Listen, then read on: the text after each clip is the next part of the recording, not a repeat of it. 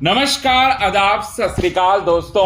Big boss 18 के घर के अंदर वीकेंड के वार के एपिसोड में फराह खान जो है करणवीर मेहरा का पूरी तरह से सपोर्ट करने वाली है दोस्तों, और पूरी तरह से साथ देते हुए रजत दलाल को फटकार लगाएंगी और रजत दलाल को जमकर जो है लताड़ लगाने वाली हैं। जिसके बाद विवेक सेना ने अपनी पावर दिखाई है, अपने दिमाग के घोड़े जो हैं वो पूरी तरह से दौड़ाकर मेकर्स को किया है दोस्तों एक्सपोज पूरी तरह से।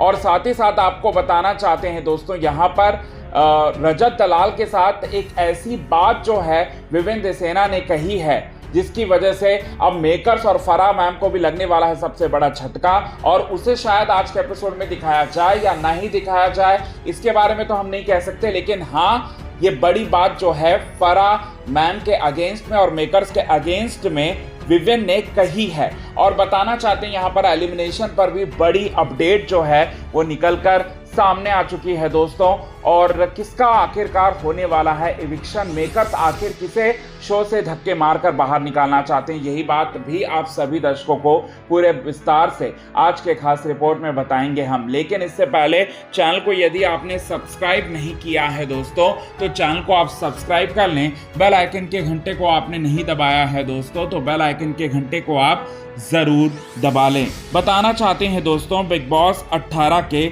घर के अंदर वीकेंड का वार के एपिसोड का शूट शुरू होगा, और वीकेंड के वार के एपिसोड के शूट शुरू होते ही करणवीर मेहरा की फराह मैम के द्वारा जो है यहाँ पर जबरदस्त तरीके से तारीफ की जाएगी। अब फराह मैम जो है करणवीर मेहरा की तारीफ करने वाली और रजत की बैंड बजाने वाली है। रजत को लेकर ये कहते हुए नजर आएगी कि रजत तुम इस शो में कर क्या रहे हो, तुम इस शो में कर क्या रहे हो, तुम्हारा स्टैंड जो है मुझे क्लियर दिख नहीं रहा, विजन जो है क्लियर दिख नहीं रहा। तुम लड़कियों की इज्जत के लिए जो है तुम लड़कियों की इज्जत पर जो है तुम बात करते हो कि लड़कियों की इज्जत के लिए तुम यहाँ पर पूरी तरह से जो है लड़ना चाहते हो और तुम लड़ोगे, लेकिन यहाँ पर तुमसे कोई भी घर की लड़की ऐसी नहीं है जो तुमसे मदद लेनी चाहेगी, क्योंकि तुम गुंडा हो, तुम गुंडागर्दी करते हो। तो मैं बात करने की तमीज़ नहीं, तुम हर एक कन्वर्सेशन में जो है मारा पीटी की जो है तुम बातें करती हो, और कोई भी अच्छे घर के संस्कार लिए हुए इंसान जो है तुमसे बात नहीं करेगा, ये बात जो है वो कहती हैं। और साथ ही साथ यहाँ पर फराह मैम को यहाँ जवाब देने की कोशिश करते हैं रजत दलाल कि मेरे माँ बाप ने ये संस्कार सिखाए हैं तो मैं यहाँ पर मैं और क्या करूँ, ये बात बोलते हैं। तो फिर फराह मैम बोलती हैं कि हर किसी लड़की के लिए तुम्हारा ये कॉल जो है वो क्यों नहीं रहता कि हर लड़की की इज्जत की जब भी धज्जियां उड़ेंगी तब तुम क्यों नहीं रहते। यहाँ पर सारा को, ईशा को जब सपोर्ट करने की बारी होती है तभी तुम होते हो, और बाकी लोगों को सपोर्ट करने की बारी होती है तो तुम बिल्कुल भी नहीं होते।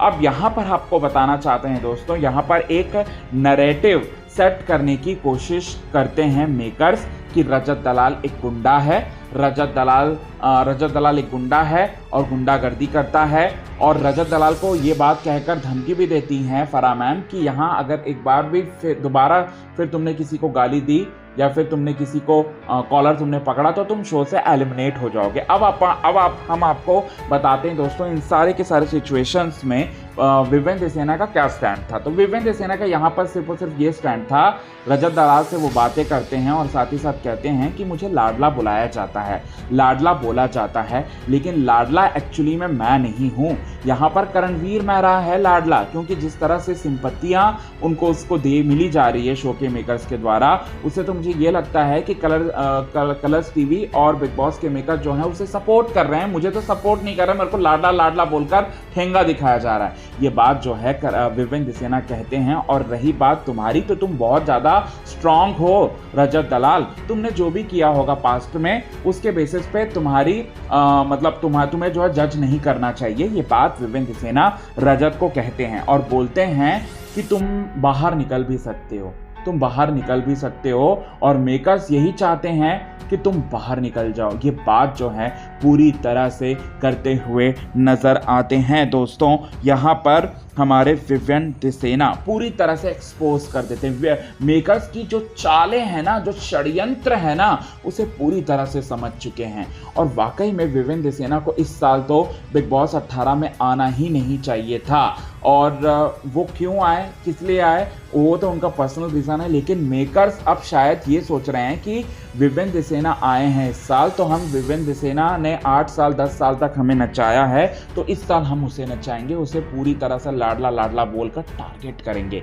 ये मेकर्स की सोच है और मेकर्स की इस सोच को पूरी तरह से पकड़ लिया है हमारे विवेन दिसेना ने। तो ये चीज़ें आप सभी दर्शकों को देखने को मिलेगा दोस्तों अपकमिंग एपिसोड में। सो कितने ज़्यादा आप हैं एक्साइटेड इन सभी चीज़ों को देखने के लिए, कमेंट के थ्रू आप हमें ये बात ज़रूर बताएं दोस्तों। तब तक के लिए बने रहें हमारे यूट्यूब चैनल के साथ क्विक टीवी न्यूज़ की रिपोर्ट। यदि आपने चैनल को सब्सक्राइब नहीं किया है दोस्तों, तो चैनल को आप सब्सक्राइब करना ना भूलिए बिल्कुल भी।